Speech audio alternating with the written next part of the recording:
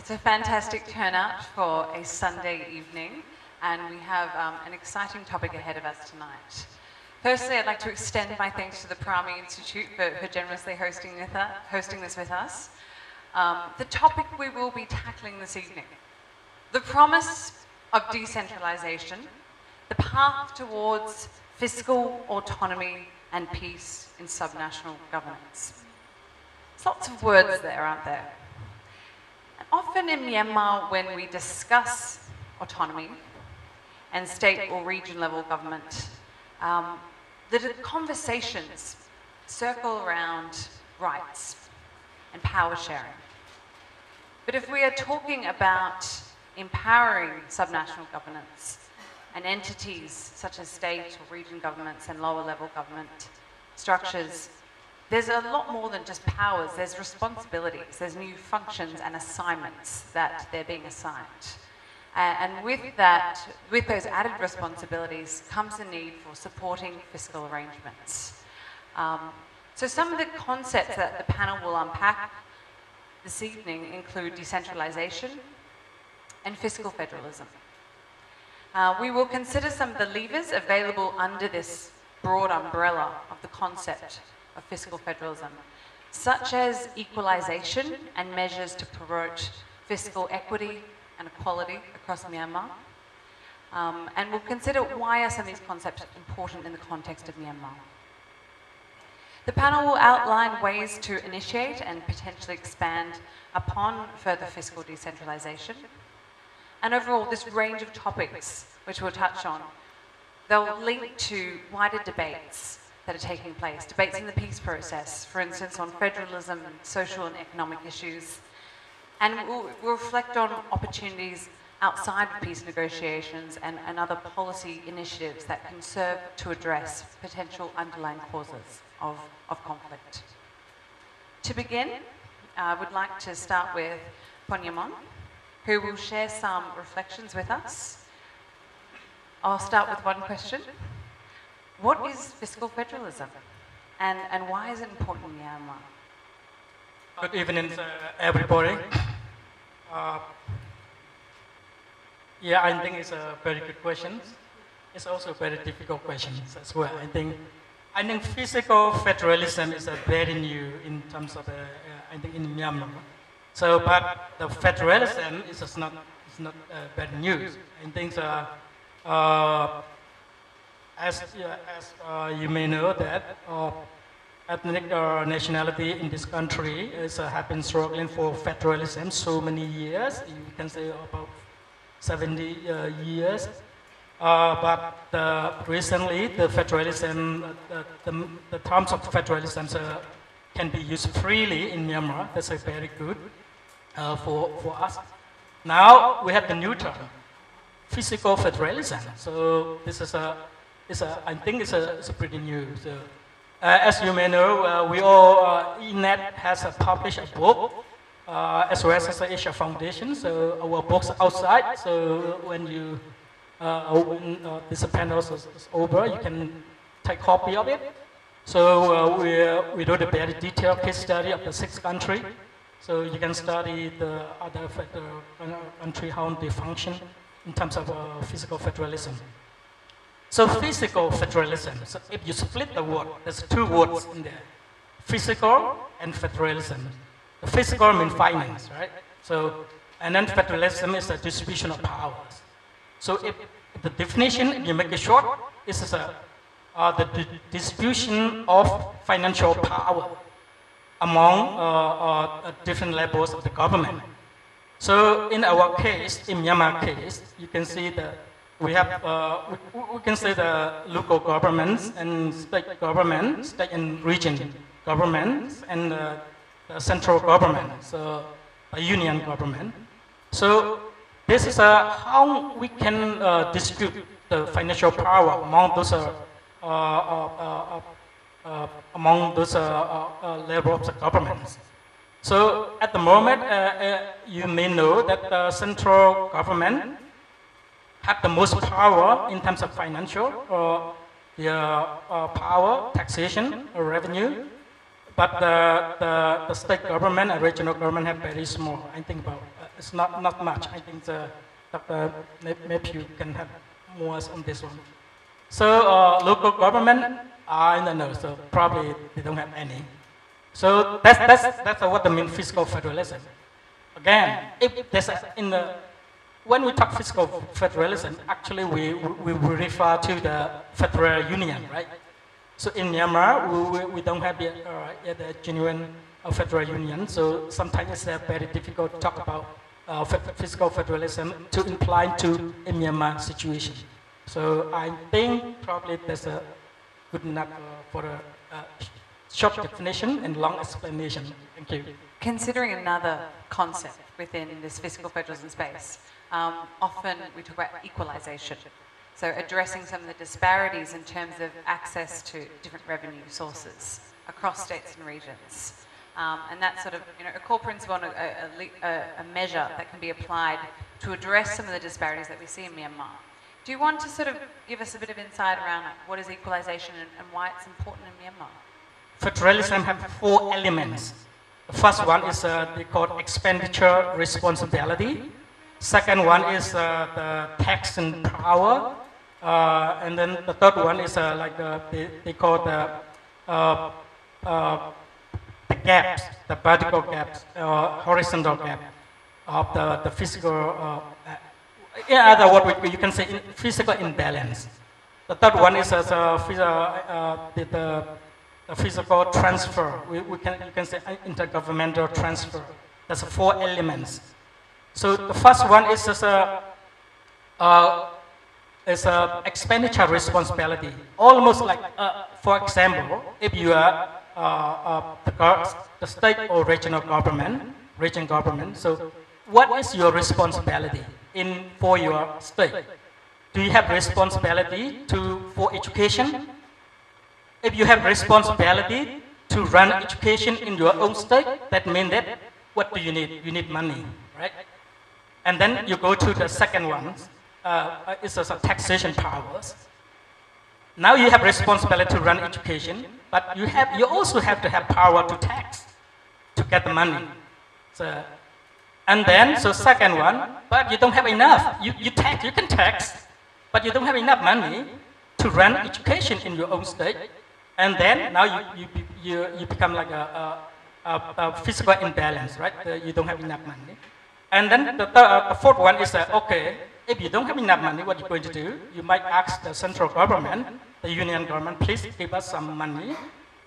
The shortness of the balance, so you can run your own your education in your own state. So that's why the equalization. That's the where's equalization.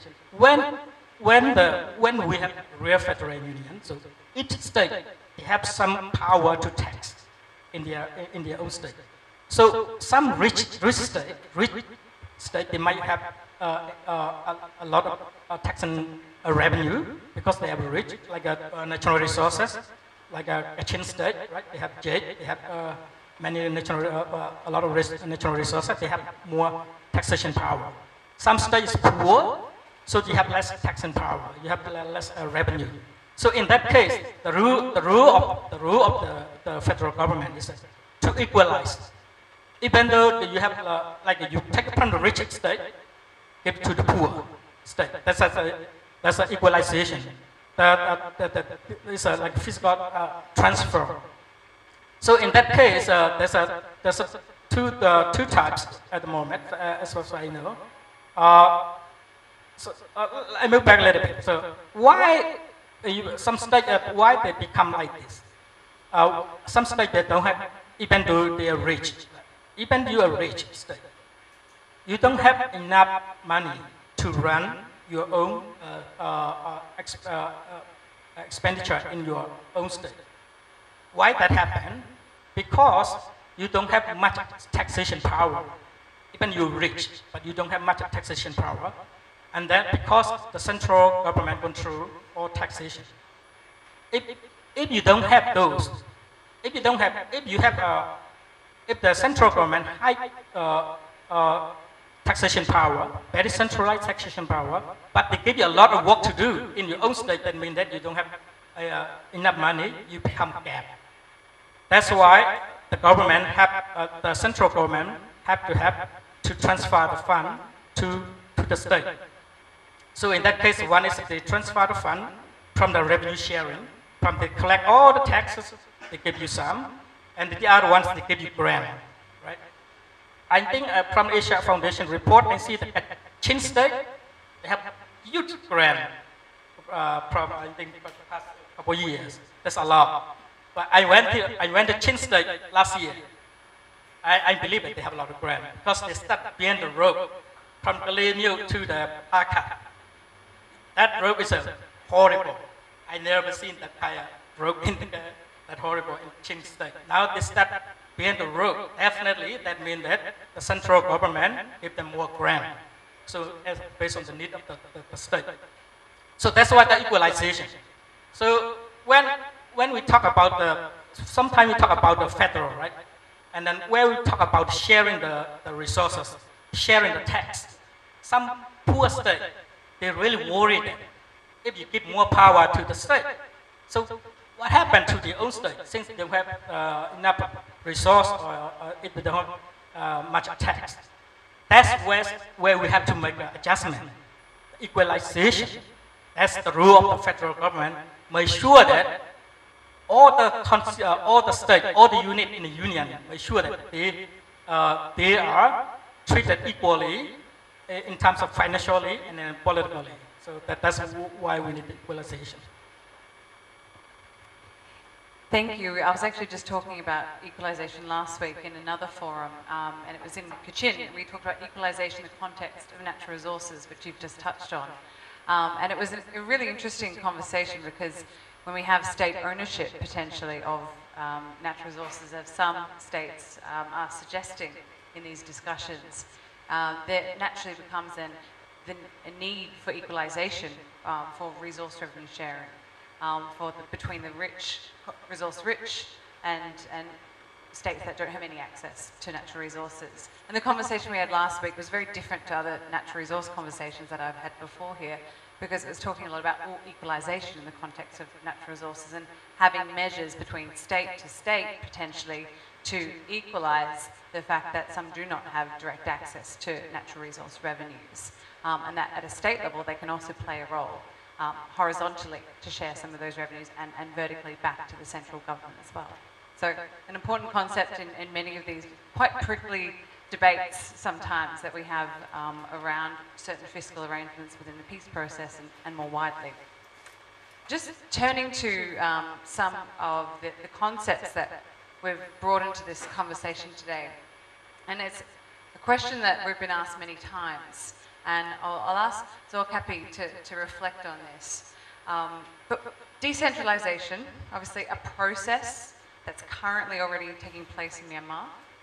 And then federalism, it's a structure of a state and a debate that is live in Myanmar. Thank you very much for the questions.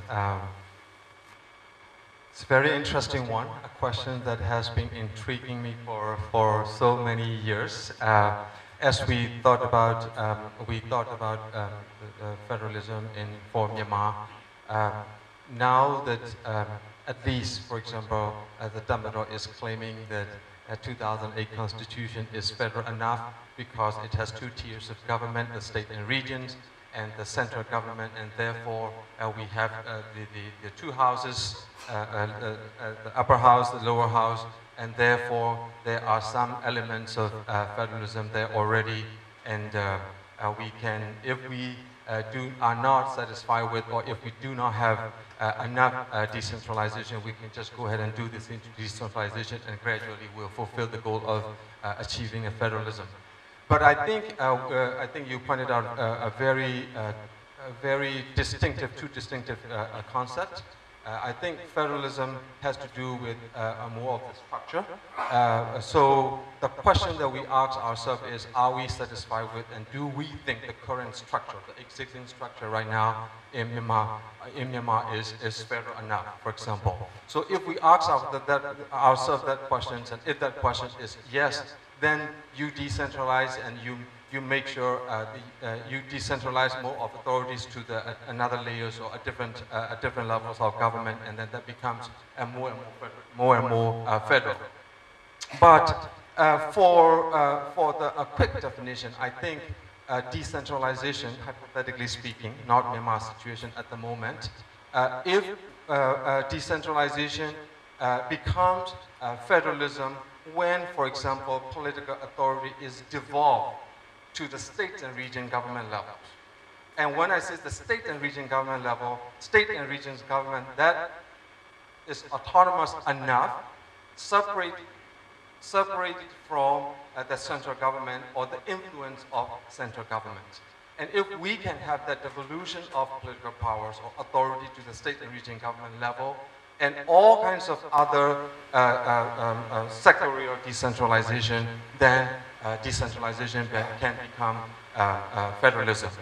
I think it is also important to note, we talk about decentralization, and I'm sure all of you do in this room do as well, that there are a few different distinctive types of decentralizations. The most obvious ones are the devolution of power to different levels of government. So the difference is, if we do not have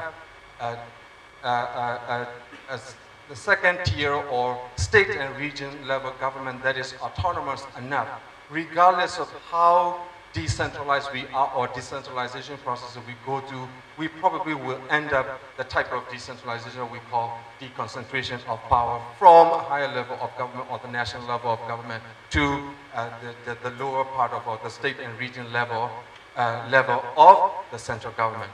So the key question then now is in terms of structure, do we have autonomous enough or state and region government that represents the people in that respective state? And if that is the case, then you decentralize, you devolve the power or political power and other powers to that level of government, then you have a more pronounced and obvious, and you can have that level of federalism by decentralizing authorities to the state and region governments. A very comprehensive response. Just speaking to one aspect of decentralization, obviously we have administrative, political, and fiscal. Focusing on the fiscal aspects, what would you characterize as the rationale for increasing fiscal decentralization in Myanmar?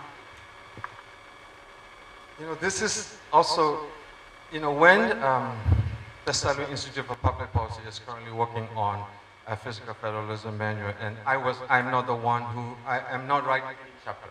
But, because I have to read and do the editing, so I looked at did a little bit of research in my homework, and I've seen a lot of literatures. There are so many literatures out there that justifies and provide rationale for fiscal federalism. I think the more obvious and a more conventional one is very simple.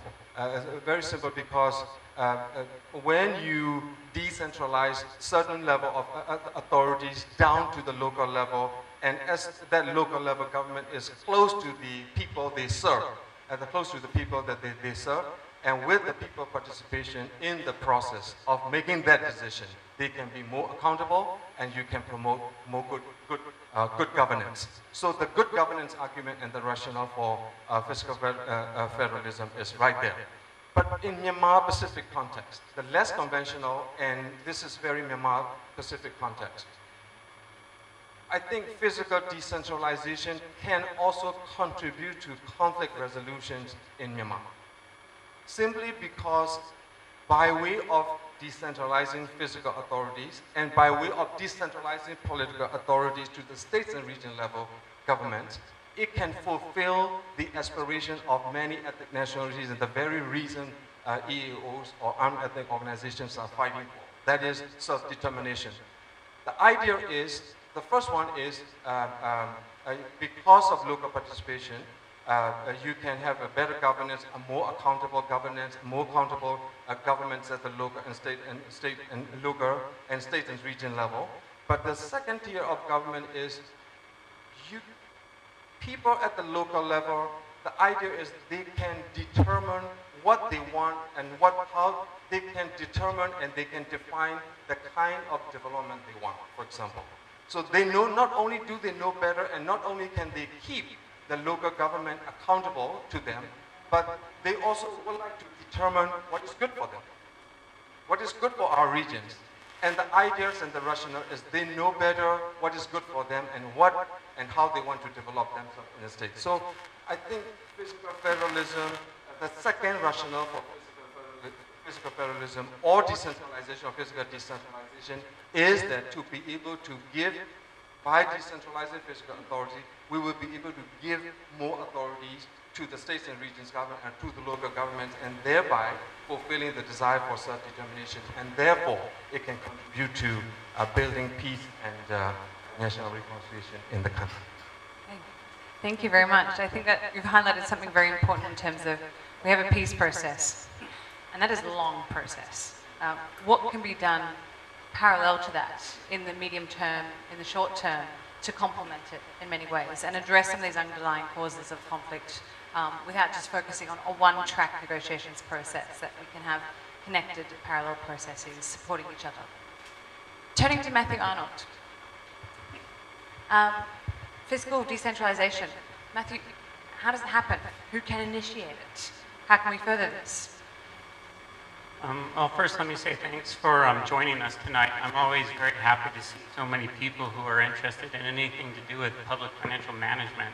It's taken a while, but it really does make me happy, because 5 years ago we couldn't talk about federalism, really. Decentralization was kind of a contentious word in itself, and nobody had any clue what PFM or fiscal stuff was at all. So I'm very happy to see that finally this is kind of catching on. I think that the reason for that is because people know money matters. If you have no clue how the money moves, then you lose most of your political power. And as we get deeper into the weeds of negotiating a federal future in the country, people have to negotiate how you manage money, where you get it, and who makes the decisions. So it's inherently exceedingly political, but it's also exceptionally technical. So I'm glad to see so many people here tonight. So I guess in answer to the question, I would think about it in two ways. The first is that obviously the 2008 Constitution itself had quite distinct ways that it saw decentralization unfolding in the country, and this is what's really initiated decentralization so far. In terms of the 2008 Constitution, we have Schedules 2, which is the responsibilities of the states and regions, and Schedule 5, which is the revenue sources. Overall, what we've seen in Asia Foundation research is that decentralization so far in the last 5-6 years, it's quite limited. We're about to launch a new report that updates a 5-year-old report, and it concludes the same thing, which is that decentralization is limited and it's imbalanced. So what that means is that certain dimensions of decentralization have progressed marginally more than others, but overall it's still quite limited. Administrative decentralization is probably the most limited, because the General Administration Department is so dominant of local public administration. Fiscal decentralization is also quite limited, mostly because the state region governments still don't collect that much own source revenue. Their discretion to use that revenue is quite limited, and they're largely dependent on transfers from the union government. But we do see that, nonetheless, fiscal decentralization is proceeding. There are definitely arrangements that have been put into effect that allow it to proceed. There's now a fiscal formula that guides the transfer formula that guides how the union government gives money to the states and regions. In July 2015, there were constitutional amendments that did give further revenue sources to the states and regions. Some of those are quite significant. For instance, commercial tax, and in that way, there's also stronger provisions that guarantee sharing of certain types of revenues automatically. But overall, it's still quite limited. We can say that only about 12% of government spending is through the states and regions. Though what we also see is, even outside of the peace process, there's more demand for greater control locally. In July, we ran a conference on municipal governance in the country, and the Mandalay Chief Minister gave the opening speech. And the first thing he said is, we want more money and we want more control. He's the deputy of the NLD. And I think what he was speaking to was the fact that he feels a huge burden to show that things are getting better in the area that he's responsible for, and he doesn't have the resources or the control to make it happen at a pace that he feels is adequate. So what we have seen is that even aside from the peace process, I think there is a wider sentiment, at least in some stakeholders. There's counter arguments from other stakeholders, but definitely there is some movement saying we do want more control. We have seen state regions moving into sectors that historically they weren't too involved in. So for instance, in the last couple of years, we've seen half of the state region government spending quite significantly on electricity or electrification. I think that's quite notable. It shows that state region governments do have discretion to move money around and start allocating it towards things that historically they weren't involved in. We also see quite interesting things happening where, for instance, certain types of taxes have a percentage that has to be given automatically to its state or region of origin. So for instance, I believe it's 15% of the commercial tax has to be given automatically. These are quite significant. Overall, in terms of initiating fiscal decentralization, our interest, and this is why we do a lot of programming with them, is that municipal administration is probably the area that is furthest along in terms of fiscal ownership and control. The municipal offices around the country are the most decentralized local agency. They have full discretion to raise their own revenues, and they also have to spend it locally or predominantly locally. That's important because they also provide a huge range of important local social services like garbage collection, roads, drainage, etc. I think in the future, at the forefront of the fiscal side, but also more generally, you see a lot more involvement from the cities wanting more control, which isn't a bad thing because cities are very complicated to manage, and they do need more input. In terms of the big picture in the future, I guess the initiation of fiscal issues or fiscal decentralization, whenever it becomes federalism, will be through the peace process. It's an awkward conversation. When does decentralization become federalism? Ultimately, this is a political, you self-identify as a federal country eventually. But when you get to that point, it's up to that country. I think what we're seeing right now is, and quite clearly, that the current system is not enough, and that for Myanmar to exist as a stable, peaceful federal system, that much greater movement has to be made. If that weren't the case, obviously we wouldn't need a peace process. I think our encouragement in all of this is that for the peace process to proceed, it does need to ground itself on the technical issues of how the fiscal arrangements are set up. One of our starting points is, as was mentioned earlier, is that you have to really think about what are your responsibilities, and then against those responsibilities, what types of revenue sources do you have against them, as well as your arrangements with the union government. There's no point in collecting lots of political responsibilities, health, education, whatever, if you don't have the revenue to pay for it.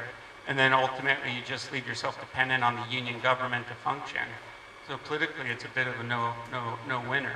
The question is, how do you strike that balance? Almost every country you're going to need some union revenue sharing, but can you have a healthier balance where you're not so dependent on the union government?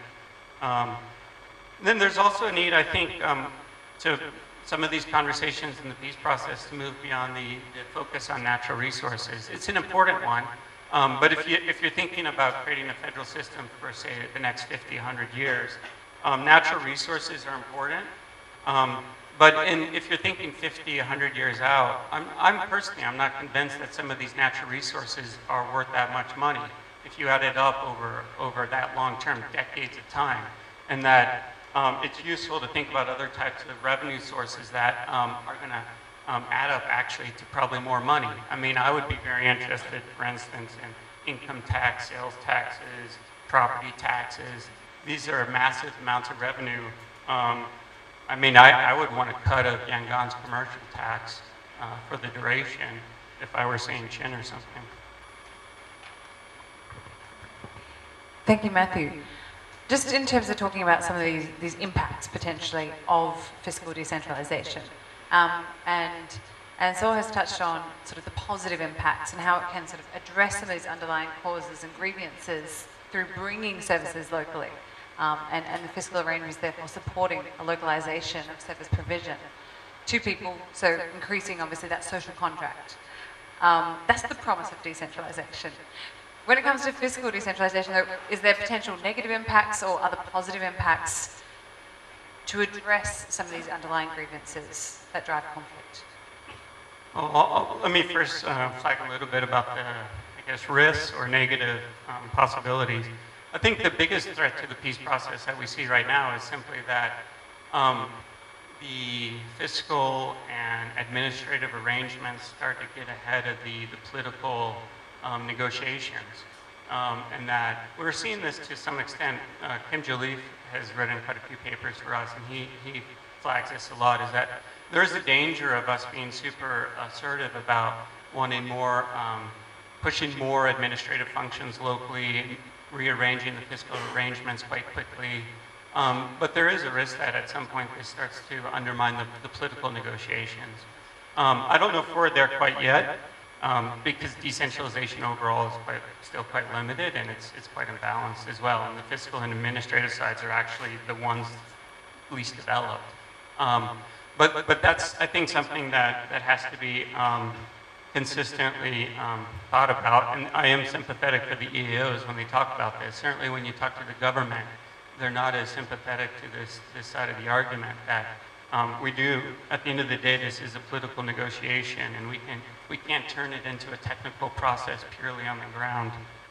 I think the other thing in terms of negative, it's not a reality yet, but it's something to be aware of, is that if there are negotiations, or as the negotiations proceed, is just to have the technical competence to negotiate the finer details. Because in a lot of these things, they get you in the details. So I mean, for instance, right now, if the Tatmadaw says the current constitution is wonderful and it's already federal and we don't need to do much further, I think when you get into the actual architecture of the fiscal system, what you see though is that it's still heavily controlled centrally. And that a lot of this is in the boring, mundane details of bureaucratic procedures and processes and commissions and this and that, whatever plan. And that unless you really tease out how those things work, you actually aren't going to meet your political aspirations. So that's just something to be aware of. I'm encouraged that within the peace process that there is more emphasis on getting into the details, because if they say knowledge is power, I think this is a pretty good application of it. Another area that I think is important for consideration is just the own source revenues. We see a lot of problems in how it's unfolding right now, and one of the biggest areas that I think about is the challenge that a lot of the states and regions have very limited own source revenues. And they're very, very dependent on union transfers. Aside from Yangon and Mandalay, most of them are predominantly reliant on union transfers because Yangon and Mandalay can get a lot of money out of MTDC and YCDC. Though I think for states like, even the richer states like Kachin or Shan, you have to think about how are you getting significant revenue increases that assure that you're not so dependent on the union transfers every year. In terms of the positive impact, I think overall what we're seeing is that certainly within the peace process, but even within government itself, that we're seeing more attention and interest in the topic. We get requests from government to do trainings on fiscal federalism. I never expected that, but they ask. So it does show that there's an interest. Even government wants to know what this stuff looks like, how to manage it. I think that's a sign that even on, this isn't a black and white issue. The peace process negotiations, they're the only people who want fiscal federalism. There's other stakeholders outside of the peace process who are also keen on this. So it's worth encouraging a larger national debate about what it means. I think we also do see there is, amongst a lot of sectors, more demand for local control, what Nicola was alluding to.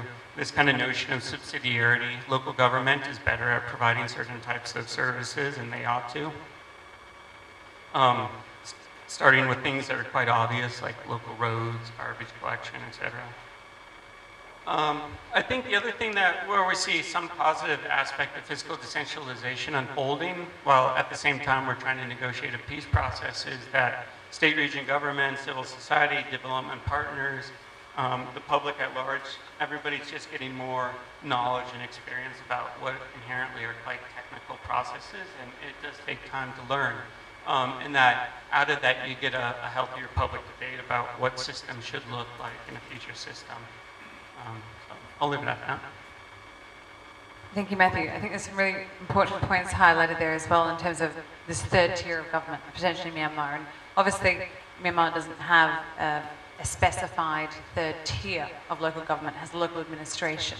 And that's a growing conversation we're seeing at the Asia Foundation, and a growing area of interest as people indeed talk about, from issues of fiscal federalism to talking about some of the administrative structures, and in having and extending out the civilianized branch of the government, and indeed building a third tier of government within a future democratic federal system. So I think that's probably a conversation that will continue to grow, definitely amongst EAOs and other communities that are asking us for training and different resources on this topic. It seems to be an emerging part of the federalism debate right now. An important point I think you made there, Matthew, as well, around own source revenues, dependency on the union government. And there's a lot of assumptions we hear in this space. And I'll bring up one that I heard just last week. And it was like, the union government give us no money. We have been working all this time and we have never had any money from the union government. They give us nothing. And then we started talking in this session about the general grant, which is 12% of revenues, and specifically the general grant to this region and the percentage of their dependency on the union government. So beyond this assumption that they were getting nothing, they're actually in a relationship of being dependent on the union government right now in terms of revenue sources.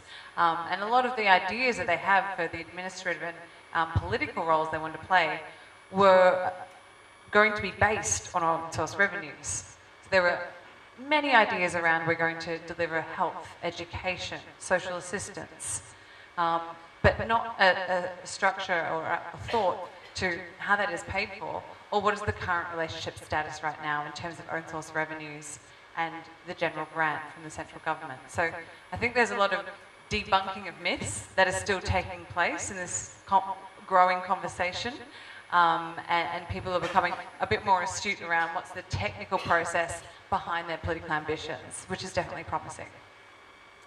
With that in mind, I'd like to open up the floor now. We would like this to be a conversation with you, not just amongst ourselves. So we have plenty of time for questions. If you'd like to ask a question, please introduce yourself. Ask one question, not a list of questions if you don't mind, for the benefit of our panellists. And time permitting, we can always return to people who have burning questions and wish to ask more than one.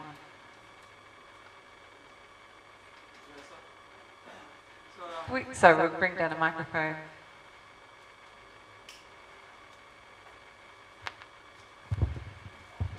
Hi, my name is Mel, and I have a question for Kapi. You raised a really interesting point, and it so happens I have written something a few months ago that goes exactly in the other direction from what you just said. Basically, in the paper I've written, I do talk about gradual decentralization as being at least an option. And I have a question for you. When me and my colleague researched that paper, we did one thing in every single interview we did, and there was like 60 of them. We asked someone, if you have to bet 1 lakh of your own money on what year a new constitution, the 4th constitution of Myanmar, will be adopted, on what year would you bet your 1 lakh? You understand that game, right? So no one in the 60 interviews answered anything before the 2025 elections. That's 7 years from now. So there's two different things. One is decentralization within the 2008 constitution, so we have basically Schedule 2 and Schedule 5 indeed. And the other one is the peace process, and actually, yes, an agreement on federalism. And clearly, I think everyone in the room knows that those two things coexist, and those two things will happen in a way or another. As Matthew said earlier, there were amendments in July 2015, so actually this has already taken place to some degree. But also we all agree that there will need to be an agreement later, a political agreement that will lead to a new constitution. The 2008 constitution, I think no one thinks can stay the constitution forever. So how do those two things work together, and especially in time? Just to tell you, my natural instinct is that for the first period, if you will, between today and a political agreement, the changes that will take place are within the 2008 Constitution, amendments to Schedule 2 and 5. And then later, there would be a new Constitution. Would you agree with that? How do you see those two things going together? Sorry, long question.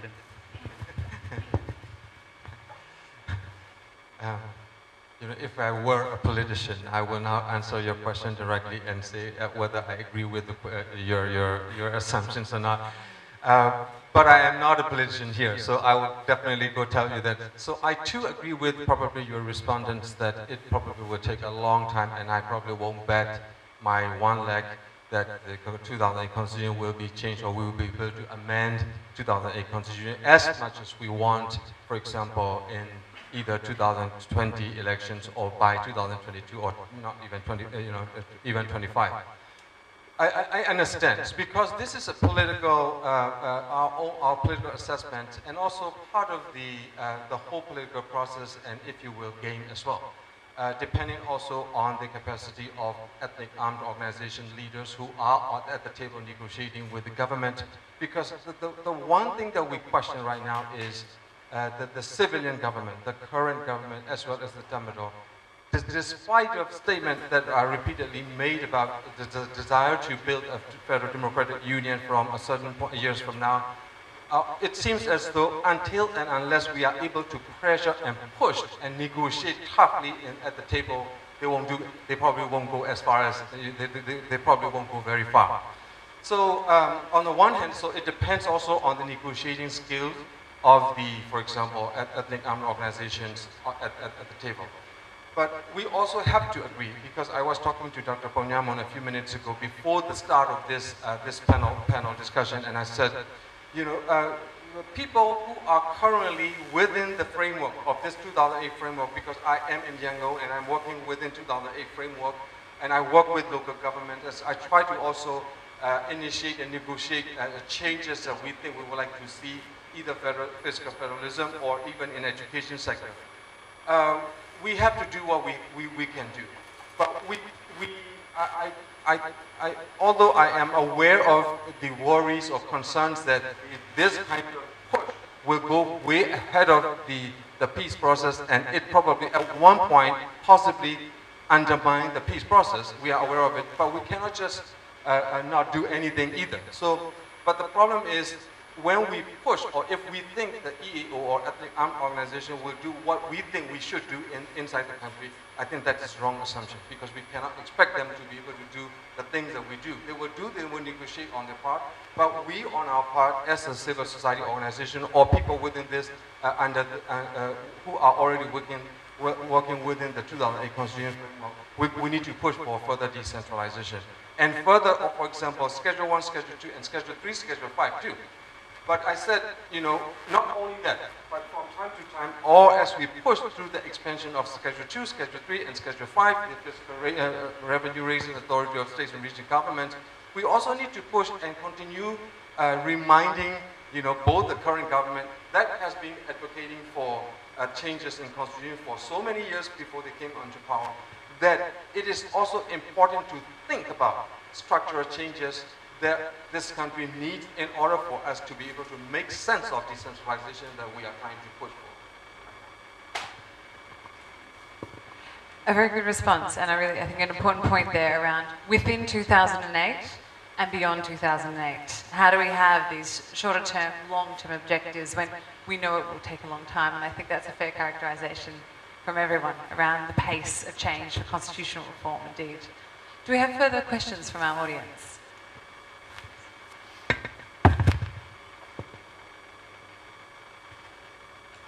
I'm Zuneta Matanda. I just, so decentralization is a buzzword that's been around for at least 10 years. People really push it as a policy objective in many countries.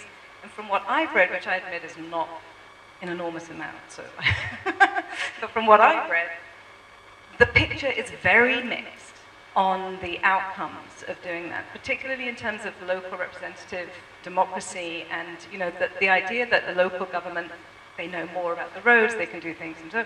But in many countries, it's actually also increased local corruption, as it's already doing here, because you're closer to the the power brokers and so on. So and the idea that decentralization is somehow that there's some kind of train that goes from decentralization to federalism is clearly not true. I mean, that's not the intention everywhere. Otherwise, the UK would be a federal country. In fact, what happened in the UK when we had decentralization and Scotland and Wales were allowed to have their own parliaments, there becomes a move for independence, which is, a very different outcome. So I think it's great that people are talking about fiscal issues and that you're getting this technical level and this kind of level of technical debate. But I think within all of that, the two things that stand out most in the discussion is, as Matthew said, the fact that the decentralization of the administrative structures are simply, the most important thing, and they're simply not going to happen, probably. I mean, it's very, very difficult to challenge that. And the other thing is that, well, what we haven't talked about is the need, if you're going to do all of that, if you're going to do, more awareness on fiscal, the importance of, proper financial management and so on, that there is a real need to put a lot of effort into transparency and accountability, and therefore people being able to hold their local government or their regional government or their state government and their national government accountable. Because we all know that actually there are there's a lot of money in this country that is not entering the union government's coffers, let alone state government's coffers. So, it seems to me that one of the things that has to go hand in hand with this kind of discussion is giving people the ability to monitor what their government is doing with the money they raise. I mean, things like, assessing contracts. On what basis was that contract made? Was it implemented fully? I mean, we all know the stories of, the Napier doors and varnishing situation, but, from small things like that to road construction and so on everywhere. And it would be, you're kind of putting the cart before the horse. These things have to run in parallel. If you're just, working only on the fiscal and thinking about those issues, you're taking away a lot of, intellectual human resource capacity to think about how do you actually make it so that people can hold their governments, whatever kind of government they are, accountable. So I just wondered if there is much work or thought being, going through with that as a sort of parallel process. I think there's a lot of points there to unpack, and I'll invite the panelists. Matthew, if you'd like to go first. We've got issues of transparency, budget transparency, and also this promise of decentralization, can it really deliver? Yeah, I mean, undoubtedly, I think, at least I can speak for the Asia Foundation, decentralization is not we're not advocating for it. Our general interest has been to describe it and have a healthier debate. I think, though, here in this country, we can't, it is a political issue, and so is federalism. When we can't reduce it to, like, technically what would be most efficient, or certainly, even if it does lead to more corruption or inefficiency, if politically it helps to bind the country together in its own way, then maybe that's worth the cost. So I think it's, I think most at some point you're a federal country when you identify as a federal country. And I think here, fundamentally, the desire to change is because it responds to those political grievances rather than any particularly like technocratic hopes of it being more efficient. It probably will be more corrupt and less efficient, but at least if it's more responsive, then maybe it's worth it. I think in terms of accountability, yeah, I fully agree. I think it's immensely important. I think here, actually, there's two challenges that the country kind of faces. The first is, how does elected government assert willpower over a state apparatus that it doesn't fully control? And that's not easy to do. It took the military 60 plus years to create this apparatus, and it fundamentally hasn't really changed. So the question is, how do you assert democratic willpower over the state? We see that in pretty much every way that you look at government. The question is, how does a population that's long been marginalized assert accountability over government of any kind, elected or not? That's also a massive work in progress.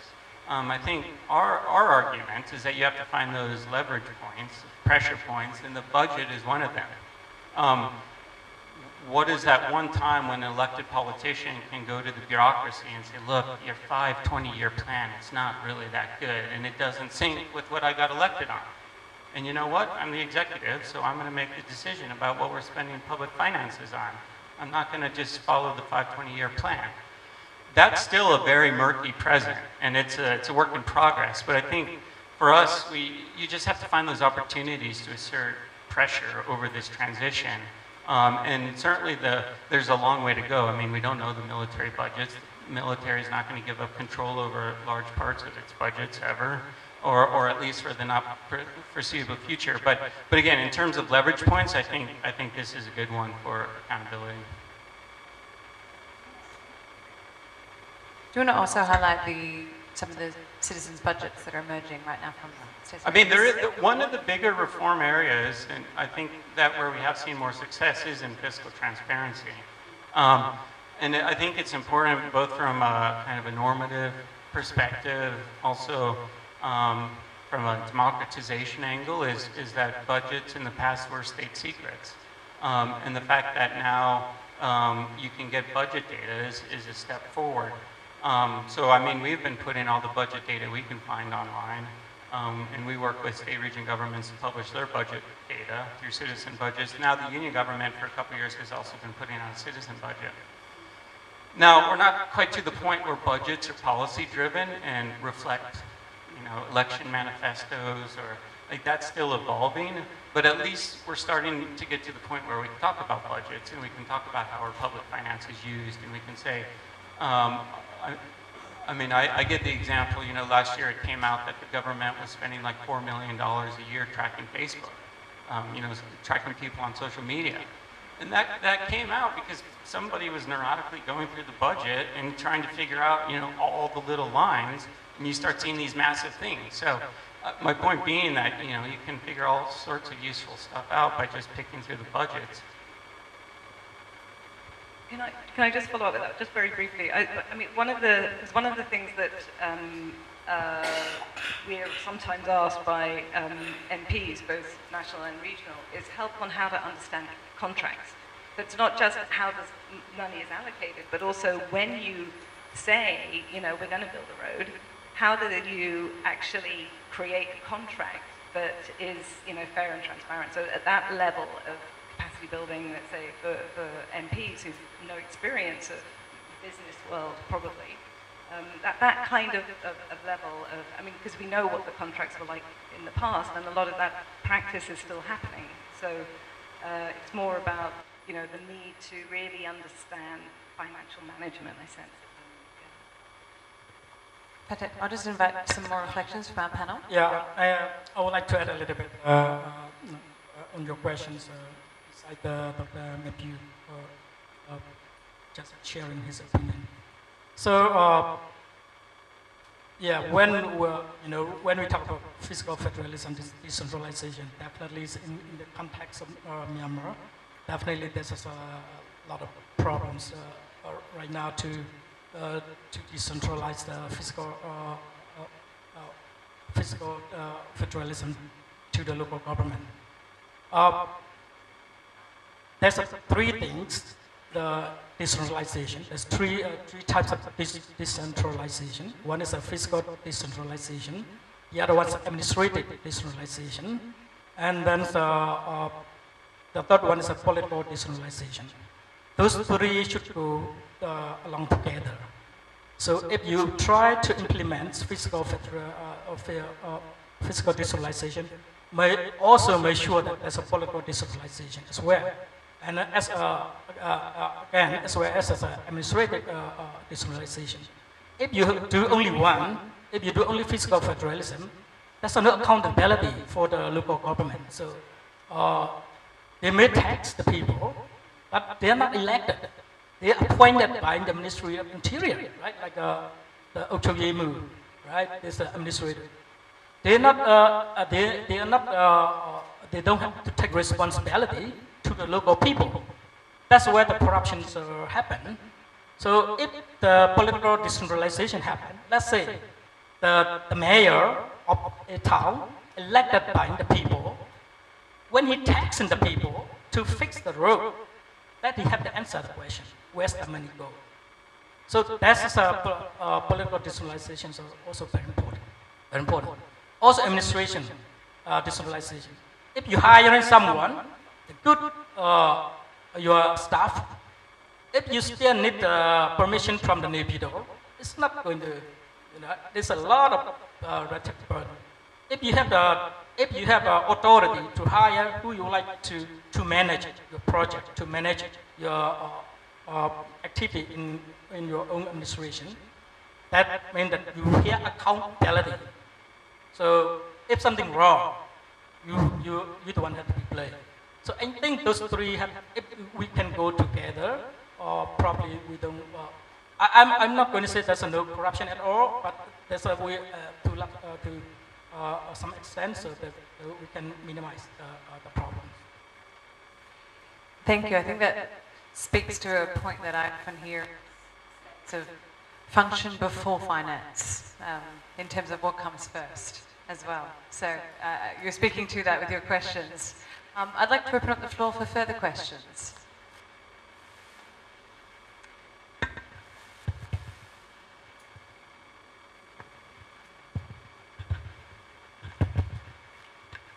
My name is Nathan. I work for a few organizations, including my own business. My question is for Kapi. You mentioned that giving more fiscal autonomy and political, administrative powers to the state and regional government will help solve the armed conflicts. But many times we hear that there are vested interests, in the groups who are sitting on both sides of the table. These vested interests of the armed group will somehow, slowing the process, slowing the pace of the peace process, slowing the pace of the national reconciliation. Is there any comment on that kind of vested interest from the groups? I don't think I can deny that there is no self-interest of each individual involved on behalf of ethnic armed organizations here, as long as they are considered human beings as much as we are in this political negotiation process. So I'm sure there are a big vested interest, especially during the armed conflict times. Not every organization can elect the leaders, and they are not elected either at this point in some cases, right? Some organizations do elect and have the elections from the grassroots to the top level of the organization, and therefore to a certain extent they can be accountable to the people that they, for example, they lead or they serve. But one thing that I would like to bring up along the line of fiscal federalism and also the fiscal decentralization and also the expenditure authority. We see that in some, especially ethnic armed organization control area or administered area, there are some social, for example, education and health services that they provide, for example. So even during the armed conflict times, there are organizations, EAOs, that are providing social services in the particular area. And I think, look at education area, for example, education sector. There are schools, there are clinics in those areas, but I think if we are indeed interested in fiscal decentralizing and giving more expenditure authority, and we are negotiating this conflict in good faith. I think there must be some recognition that social services in these particular areas, despite of armed conflicts, are being provided. I think that is the bottom line. And we start from it because when we talk about ethnic armed organizations, they are not synonymous with state and region government at this time. So we're going to have to figure out how the two will merge in the future state. We don't know yet. This also should be the result of political negotiation. Nonetheless, I think there are some features of fiscal expenditure authorities that they are taking in their particular area, and therefore, as we negotiate, I think recognition of those services that are provided within the ethnic armed organizations administered area is very essential. So to answer your question, I think they have vested interest, but also there are also some performances, good performance and services they are also provided. So I think we need to recognize both, and I think be able to move on with the negotiation as well. Fantastic. I'd just like to invite a further comment from our panelists. I think that's a good question. I have been asked so many times. So that the peace process have been delayed by some ethnic armed organization or some leader, the interest of leader.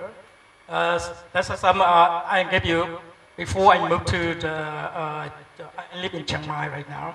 So we are in as a support in the UNFC. So for the peace process.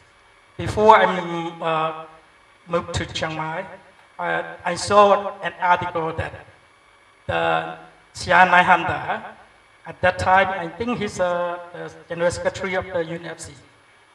So he was not interested in the peace process because every workshop he attended, he get 500 baht. I said, what?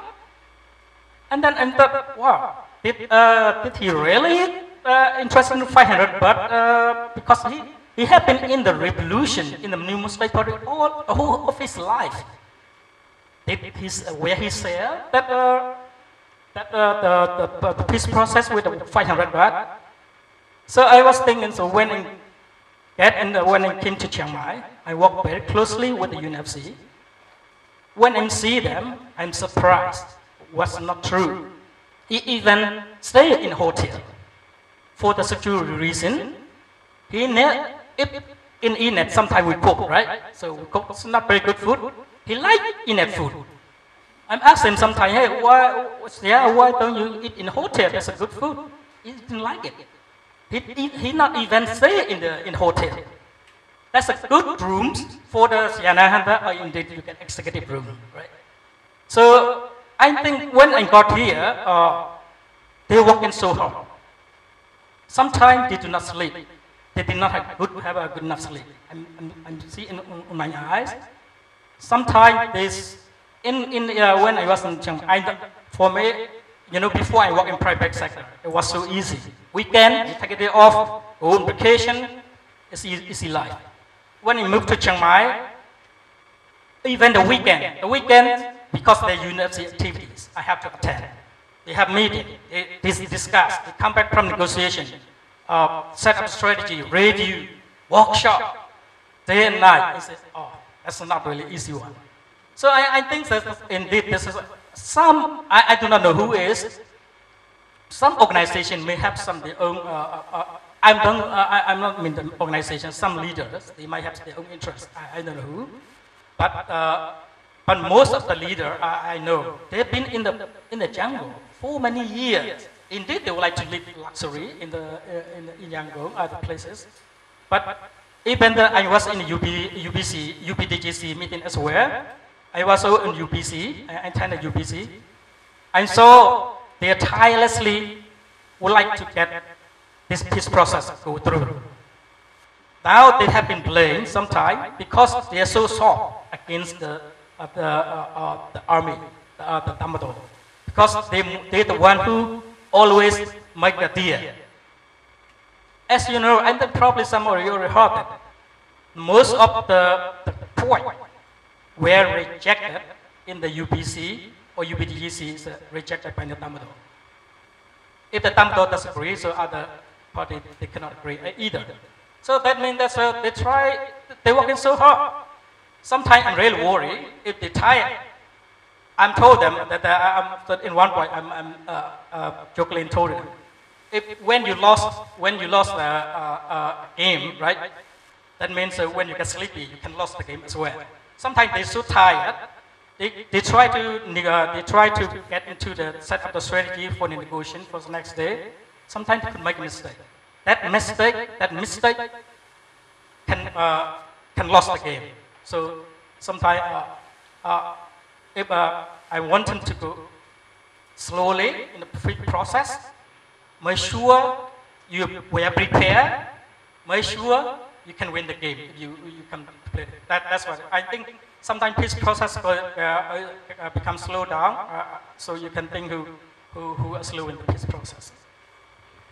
Speaking of the peace process, a question I'll just throw out to the panelists for the benefit of the audience who don't have that purview of being directly involved in some of these discussions. I'd like to invite some responses around the economic issues in the peace process debate. What's being talked about? How's that debate currently proceeding? And what are some of the gaps? Actually, since the signing of nationwide ceasefire agreement, I basically stopped involving personally in the process. You know, I was in the negotiation table at the negotiation team, part of the negotiation team, the 7th, the 8th, the 9th round, and I stopped. But I think economic issue is we are basically the first, second, and third pillar. We haven't reached to a point where we discuss economic issues at all. But within organizations and from time to time during informal meetings, you know, a certain person from the government would approach ethnic armed organization and would say, do you want to establish a company, or do you want to take over this contract in response, if you want to even sign or give us opportunity to move into this particular area or so. I think there are some proposal like that to different ethnic armed organizations.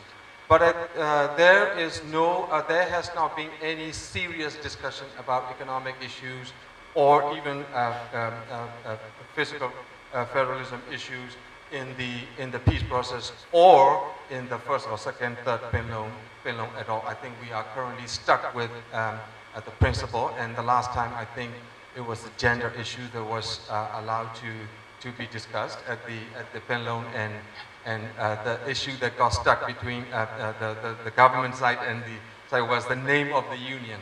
You know, when we say the Union of Myanmar, or we would just say the union only. So there were issues. As we discussed the principle, I understand that as we aim for 20, 15 years down the road and we want to establish a future federal union, I think from time to time we'll also get stuck and we are able to move. I see the process is not really moving as we think, and we don't get to discuss some of the details of economic issues either. Matthew, would you like to further reflect on that? I think at this point it's still quite limited. I mean, what I've seen is that the working groups are getting much more technically proficient, but the negotiation themselves are still quite early. That's not too surprising, really. Some of this stuff is very technical, and it'll take a long time to negotiate. I think one thing that, just to flag that I think is quite important, is how they balance out the working group on politics versus economics, and how they get this balance, because they have to be in balance, like we said. And the one working group on politics, it negotiates these big, large issues, but unless they're negotiated almost simultaneously around the issues around how you finance it, you have this danger of getting a really big gap. And my encouragement to different parties is sometimes you should be careful what you wish for, because you may have grand political aspirations, but at the end of the day, if you have to pay for it locally, I'm not sure you want to do that, because it's really expensive. And it means that you're going to have to tax your people a lot more to pay for it. And then secondly, you may not have the skill sets or the infrastructure necessary to sustain it. For instance, certain types of medical care. prohibitively expensive and requires certain types of infrastructure. So anyway, just point being that it's still quite early, but not too surprising.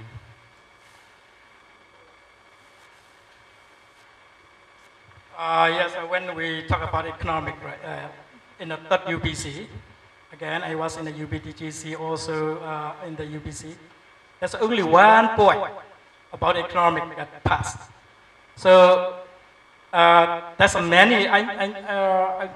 many points that the working committee submitted to UBDGC, but most of them could not be discussed. I think most of them are objected by the Tambador.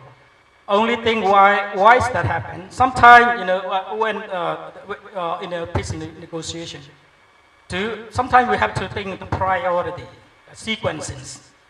So now, do we discuss the politics first and then economics later, or do we have to do it at the same time? So now, when the EU side proposed that some economic decentralization, giving the power to the state, and then the Tambador said, oh, you know, because we haven't discussed about the political power yet, especially why is that happened? So the first, the Tambador proposed to the EU that you have to accept a succession rights, and then they became that law. So now when you discuss anything economics or social, land, anything related to state power, sharing power to the state, the Tambador said, hey, we haven't discussed about politics, a federal principle yet. So we cannot discuss the economics related to the sharing power to the state. That's what happened. So now that's why I think in the future, in the fourth Bin loan, probably I think the EU leaders will concentrate on the political power, the federal principle first, and then after that you can discuss the other issue easily.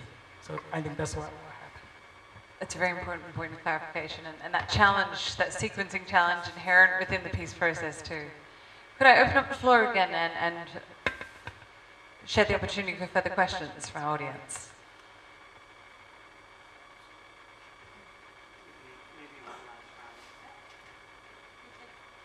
We can take up to 3 questions, so if people want to prepare theirs, we'll start with Jomyo. Yeah, this is Jomyo from the Asia Formation. As said, there are some decentralized provision in 2008 Constitution, like Schedule 2, 5, and 2015 Constitution Amendment. Now more people are requesting and demanding to share more power on fiscal arrangement and to manage natural resource and revenues. And I have 2 questions, but one is from for Nebonyamun, one is for Matthew. If more power is shared to state and region in terms of like fiscal arrangement and natural resource revenues raising, and if the staff or the state and region government are weak or lack capacity to manage that budget of fiscal arrangement, it simply can lead to a corruption. Right? So could you please share your thought? What should be done or can be done to what we call that, to deal in that kinds of challenge in the peace process for Nebonyamun, outside of peace process for Matthew? Thank you. And I'll take a further question before we answer them from the audience. Thank you very much. First of all, I'm not the technician or not the academic or not the practitioner, especially in the area of PFM or federalism. So my understanding in what we are discussing here, is quite limited. But my question, it is very simple. Matthew, you already mentioned the government, they have the political willingness. You know, recently you are called by the government and discuss something about this federal fiscal decentralization and federalism issue, especially in the area of fiscal and financial management. So it shows that government, they want to change something, especially the ministry. So my point is it that much a big deal to start doing this, you know, something like the testing as the pilot phase, like, you know, testing this fiscal decentralization in some states for maybe 1 or 2 states and region. For example, like Kapi already mentioned that EAO, you know, they already have their own system. Like they have, because many years they have the conflict. So people living in that conflict-affected area are depending on, relying on the system provided by this EAO. So EAO, they are like the one control area and BPNU control area. They have their own system.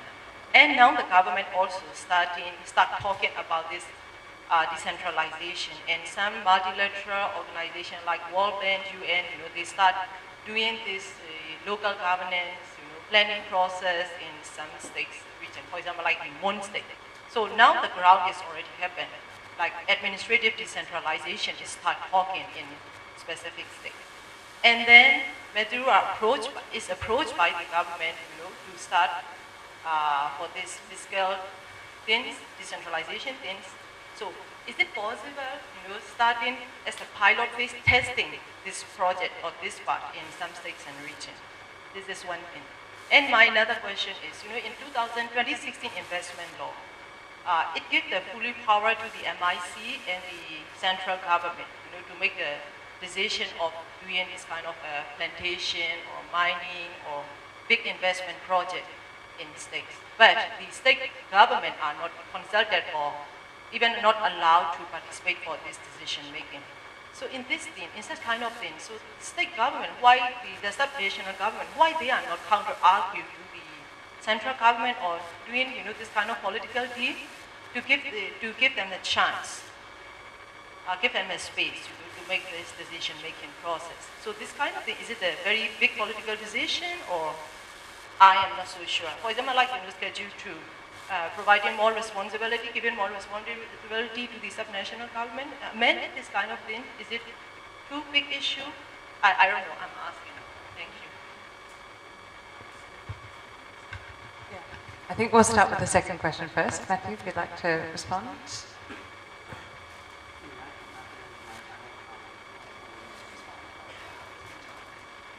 Just briefly, I mean, I think there is a lot of experimentation going on already. You see state region governments working on different things. There is variation. In some sectors that's more advanced, like there's a lot more local variation in terms of municipal governance, for instance. But then, like I mentioned, there are new sectors that states and regions haven't been involved in previously that they're spending more money on, like electrification. I think there are ways to kind of catalyze stuff and allow for that. But it is happening to some extent. To your first question, I think the key thing here is that even for say like the NLD, why would they be interested in this topic right now? I think their interest is that they have to, there's a lot of political pressure for them to improve public services. And it's just doubtful that they can provide enough, pick up the pace enough for providing local social services if it's all done and coordinated centrally. There's just a physical reality here. It's like, how do you improve X to Z, you know, A to Z public services if everything is done through union ministries? You can improve some of the major social services through union ministries like health or education, but what about local roads and garbage collection and water, sewage, all of that? You have to start moving it out so that you just diversify and allow more people to get involved pushing social services forward. Thank you. I'd like to invite now Dr. Ponyaman to respond to Jamil's question around corruption when it comes to fiscal decentralization and in the context of the peace process. Given that we also had this reflection as well around some of the thick networks and business opportunities, perhaps you could join it up to the comments that we've had from the panel as well. I think that's a good question. I think the other discussion group, I'm sure that if you are given for ethnic nationality, if you are given for federal, the autonomy in your own state, do you have capability, capacity to run your own government? I'm also, when we did a research, we went to Kachin State, we did the natural resource management. They say, now you guys talk about the management, so to try to give them natural resource management to the state. Do the state have the power, the capacity to do that? Now think about this. When we talk about corruption, even the current central government, so like the current government, which is very centralized, we do have the corruption. Right now, this energy government have been fighting for it. So when I'm thinking about the federal government, the administration, I'm not thinking, okay, give example in one state, right? So one day, there's a genuine federal government in Myanmar, so one state have their own government. They have been given the power to run their own education, just for one example. Do they have capacity? When the new government have their own power, do you think they're going to fire all the staff in the state who run education department? Of course not. Only for one person going to be replacement is maybe the Ministry of the Minister of Education. The rest of the staff still there. If they're not qualified, they can replace it with one qualified from the Kachin State, if they can hire. From the Chin State, if they can hire. That's all the staffs there. What the function right now will be function, the same things in the future when there's a federal. There's nothing changed. So sometimes thought that, they thought. Now most of, everybody says in most state, probably everybody said that most of the staff is maybe come from the Yangon, other areas. When there's a federalist in Myanmar, those staff have to return to their own home. Of course not. They will be the staff of the Mon state instead of the staff of Nepido, instead of the staff of central government. That, of course, they have the what do you have capability, capacity right now, you will have in the future. If you build capacity from now in the future, your capacity will be improved. That's what I would like to say. Corruption, what you have corruption right now, you will have corruption in the future. If you don't fix it right now, you will have it in the future. But because of federalism, because of decentralization, I don't think there's more corruption than what you have right now. So at that time, you may indeed, as I said, there's a three decentralization. If you have those three, you don't have to worry. So, and the one right now, as you know, that the National Education Department, right? If you give them equal salary, teacher salary, I think they can compete with the Myanmar, the current education management in the current government. So. A very good response and very thoughtful in terms of that. I think that long-term and short-term, how do we address corruption now rather than just characterizing what it's going to be? How do we support capacity towards addressing these issues early on? For the benefit of time, I will slowly walk us to the conclusion of the session. But rather than summarize everything myself, I'm going to invite my panelists to share some final reflections. As food for thought, some of the issues we have touched on this session, we've gone from looking at the 2008 Constitution, what we can do now, what we can do in the future. We talked about fiscal federalism and the state of fiscal decentralization as it stands in Myanmar. We have considered some of the potential positive impacts of fiscal decentralization and some of the potential negative ways in which it can risk rubbing up against the peace process in a negative way. And we've also looked at some of the other risks in terms of corruption, which has just been touched on in the session. We've talked about equalization. We have talked about function and finance when it comes to devolving powers. And we've also talked about the peace process and economic issues. So the range of things that you can link to now in your final remarks, and I'll invite Matthew to begin. Yeah, again, so let me say thank you for joining us this evening. I guess for me, just to flag, one thing I often think about is this confusing relationship between what is decentralization versus what is federalism, and when does one become the other, and indeed, what is one versus the other. I think we had a slightly wordy title to the session, but it kind of alludes to the point that the country is still trying to work through this question of when does our decentralization become federalism. I think overall the point I always make is that we can't reduce this to a technical debate. It's fundamentally, it's a political one, and that, but on the other hand, I think it's important that we do get into the technical weeds, because some of these political questions, they may actually be easier to negotiate if they're framed with a slightly more technical understanding. For instance, if you want all these political rights, but you also at the same time have to weigh how you're going to pay for them, then that begins to induce a little more compromise, because it's a more realistic conversation. So I think that's what I would just encourage people to consider. Thank you also for joining the panel this evening. I just would like to make a couple of points. I think when we talk about decentralization, and I mentioned the rationale, the second rationale is also to help us with conflict resolution in this country. And how that relates to fiscal federalism, or how that relates to fiscal decentralization is, for us to be able to argue that, okay, we're going to be, or the states and regional level needs to be able to have own source revenue or transfer, or however we argue for it. But if we don't even have, or to begin with, if we don't even have expenditure authority or responsibilities at the state and regional level, I think it would be very difficult for state and regional level governments, regardless whether they are elected or as the governments as we see right now, have the difficulty to even argue for more money at all.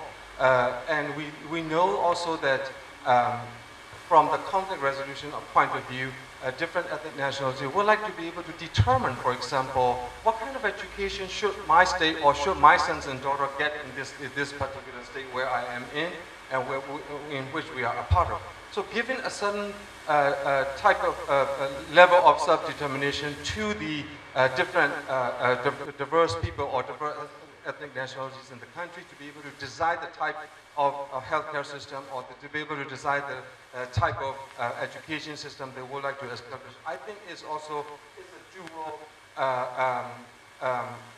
impact that we can have, one on conflict resolution and the other on also to be able to decentralize and give that authority or responsibility more to the states and region level. So they're talking about the education and healthcare in social sector only. And the other piece that I see is very interesting. I looked up some data at the World Bank publication in about 2016. We talked about capacity. Capacity not only, when we talk about capacity of state and regional, I don't think we talk only about people whether they know or they don't know, not individual, or not only individual capacity, but institutional capacity at the states and regional levels.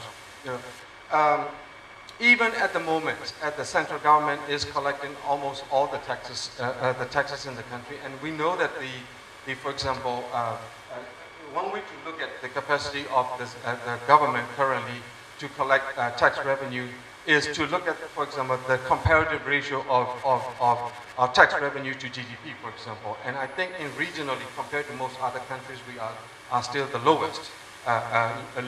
We have the lowest percentage. I think Thailand, Indonesia, and a few other countries have like 11 to 15%, whereas in Myanmar, we are only collecting about 5-point-something%. So there are room to improve. So when we talk about capacity, even as the central government right now, we are having the capacity issue to be able to collect taxes. And I don't think giving that authority to the state and regional government immediately will improve that capacity either. So we have to build the capacity, and I think building the capacity is required or needed at all levels in Myanmar. I think if you go or if you work with ministry, people in the ministry at the government right now, I'm sure you can tell. You know, we work with Education Ministry and we work with a couple other people at the different departments. And then I think it's ubiquitous need of capacity buildings at different departments too.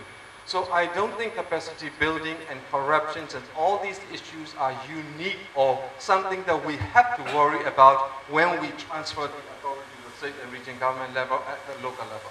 In the meantime, I don't think we should see decentralization as a means to cure all the corruption issues and all the capacity problems that we are facing as a country.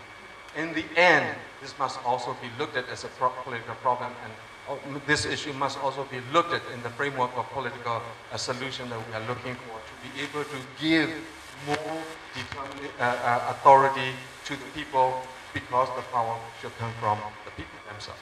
Thank you very much. Very thoughtful words there. Final remarks. Thank you. So, yeah, since this panel also we talk about fiscal federalism, I would like to concentrate on my closing remark on the fiscal federalism. So, as I said, we have been discussing about the federalism for so long. So now I think whether in the peace process or whether 2005 Constitution or either one. So when we try to build a federal system, so there's two powers. It's important. One is a political power. The other one is physical power. So if you have political power, you don't have physical power, you will lose your political power eventually. So let's think about it, right? So if there's a federal, Myanmar will become a federal country. Okay, one state we have to run their own education, health, other social services. But you don't have physical power to tax your own people, right? Where do you get money to run those services? Now you got your political power, right? That's what you according to peace process or according to maybe the amendment to the Constitution. But you get as a political power that you like to run those services, but you don't have physical power. Now you have to depend on the federal government. The federal government can use this physical power to marginalize your political power in the future. That's why in a federal country, in our books with this 6 country we have a study. When we talk about the physical transfer, right? We're not talking about 90%. We're not talking about 70%. We're talking about 10 or 15%, right? That's reasonable. But if you have, let's say, if you have the expenditure responsibility about 40% of the total expenditure of the country, at least you have to have your own source of the tax, about 30%. If you don't have that power, you will have to depend on the federal government all the time. That means you will lose your political power eventually. So that's why the physical power also important. When we talk about federalism. So I give you one example, a very short example. I went to Parami State. So we were talking about one of the electricity department. We were asking them, so what is your activity? So what is your responsibility? They said they collect the electricity fee and give it back to Nebido. So and then so at the end they propose the budget, and then the Nebido give them the budget for the electricity related activity. So they would like to build some grid line in the current state, but they could not because they don't have budget. So they can do only what the central government giving them. I'm asking them, now you have lobbied that. You, right, hydropower plant. Why you don't have any shares of it? They say that, okay, the central government gave them 80 megawatt share. But, you know, Kaya state is not very big one, so they can use only 28, if I remember correctly. I said, what is the rest? Can you share for the rest of the megawatt so you can get a grid line for your own people? No, they say if you cannot use all of them, so the union government take it again. So that's what I'm talking about. You don't have the power of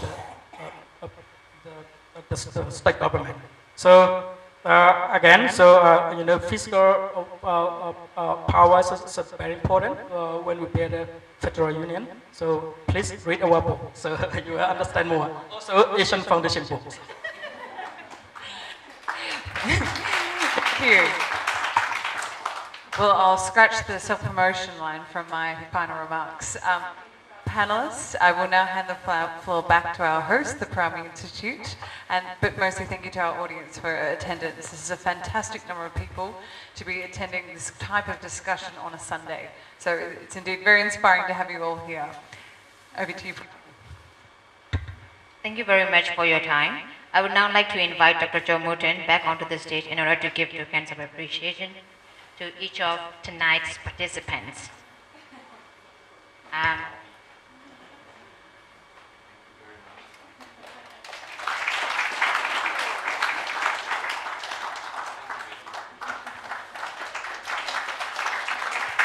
Thank you.